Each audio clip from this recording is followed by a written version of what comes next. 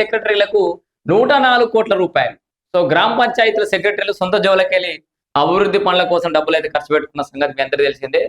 గత 2 ఏళ్ల నుంచి అయితే సర్పంచ్ ఎన్నికలైతే నిర్వహించలేదు రాష్ట్ర ప్రభుత్వం. సో దీంతోటి పెండింగ్ పనులన్నీ అక్కడ ఆగిపోయినాయి. కొంతమంది స్తోమతున్న వాళ్ళు సెక్రటరీలు జేబులోకెళ్ళి తీసి అయితే ఖర్చు పెట్టారు. సో ఇట్లా 104 కోట్ల రూపాయల పెండింగ్ బిల్లులను ఒకేసారి రిలీజ్ చేసింది రాష్ట్ర సర్కార్. సో విడుదల చేసిన రాష్ట్ర ప్రభుత్వం పెండింగ్ బిల్లులన్నీ క్లియర్, మరి కాసేపట్లో ఖాతాల్లోకి డబ్బులు అని చెప్పేసి కూడా మనం వార్త చూస్తున్నాం.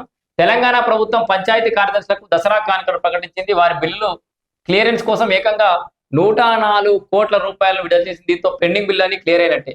మంత్రి సీతక్క చొరవతో ఎప్పుడూ లేని విధంగా ఒకే విడతలో ఇంత పెద్ద మొత్తాన్ని విడుదల చేయడం గమనార్హం.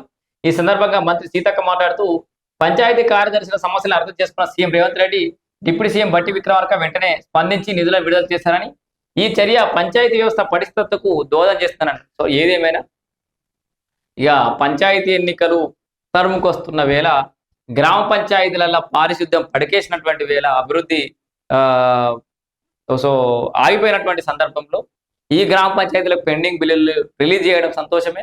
అండ్ ఎన్నికల కోడ్ దీనికి వర్తిస్తో లేదో మనకు తర్వాత విషయం తెలియదు, కానీ ఎన్నికల కోడ్కి వచ్చే ముందటైతే ఈ నిధులు రిలీజ్ చేయడం కూడా కొంత ఫ్రీ అయిపోయినట్టుగా చెప్పుకోవచ్చు.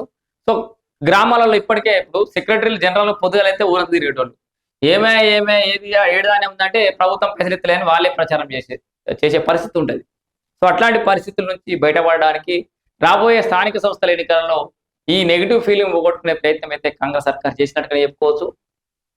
ఏది ఏమైనా ఈ బీసీ రిజర్వేషన్ల అంశం అనేది తేల్చేసి మొత్తానికైతే నోటిఫికేషన్ చేసినటువంటి కాంగ్రెస్ సర్కార్కు మరి పాజిటివ్ వైబ్స్ ఉంటాయా, ఎన్నికల్లో ఎలాంటి ఫలితాలు రాబోతున్నాయని అయితే మనం ఎదురు చూడాలి. మొత్తానికి గ్రామ పంచాయతీలకు సెక్రటరీలకు ఒకేసారి 104 కోట్ల రూపాయలు అయితే ప్రభుత్వం రిలీజ్ చేసింది.